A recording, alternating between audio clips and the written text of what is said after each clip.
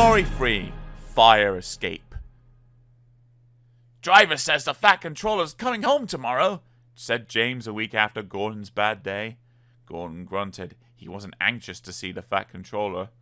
"I must do well today," he said to himself as he waited to start the express. "A good run today might help, if the Fat Controller hears about it." Things did not begin well, though. Thanks to a last-minute passenger, they were late starting, which meant that Gordon missed his path at the junction and was delayed there too. But with a clear run after that, they flashed through Edward Station, going splendidly. They were halfway up the hill when there was a clatter beneath Gordon's cab. Suddenly, he felt a blast of cold air in his middle, as if there was a gap between his boiler and cab. "Move!" he gasped. "What's happened?" The fireman looked at his fire. There was a gaping hole in the middle, where the fire bars had collapsed, and a large part of the fire had disappeared. "You lost part of your fire, Gordon," the fireman explained. "What a place to do it!" Already Gordon was feeling weaker. Without a full fire, his steam pressure and speed fell quickly. But his driver knew what to do. "Find the biggest piece of coal you can, and put it across the hole," he told the fireman. "That'll stop some of the cold air from getting in, and we'll be able to hold steam better. But hurry, or the hill will beat us." The fireman hurried. A large lump of coal lay near the front of the tender. Quickly, he moved it into place with his shovel and a long steel bar. Gordon felt better at once. "Now build the fire gently round the edges," said the driver, and, as the fireman did so, the driver adjusted Gordon's controls to make the best use of his steam. "Right, Gordon," he said when the fireman had finished. "It's up to you."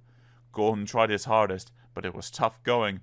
"I must do it! I must do it!" he told himself as he pounded up the hill. He had stuck there once before and was determined not to fail again. Poor Gordon was getting very breathless.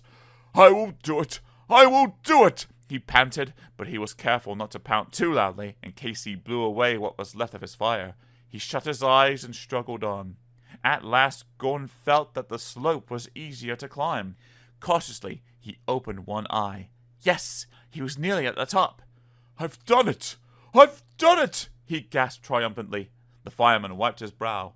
"That was splendid, Gordon," he said, "and now you deserve a rest." A signalman turned them into a goods loop and telephoned the works for a pilot engine to be prepared. While they waited, the passengers got out and told Gordon what a useful engine he was. Boko was at the works to help, and the two engines finished the journey without further trouble. At the end of the line, the Fat Controller was waiting for them. To Gordon's surprise, he was smiling.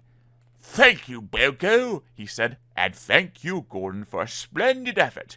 I am pleased with your work today, though certain other things leave much—" But just then, a whistle blew, and the Fat Controller had to hurry to his carriage. Once again, poor Gordon was left in suspense.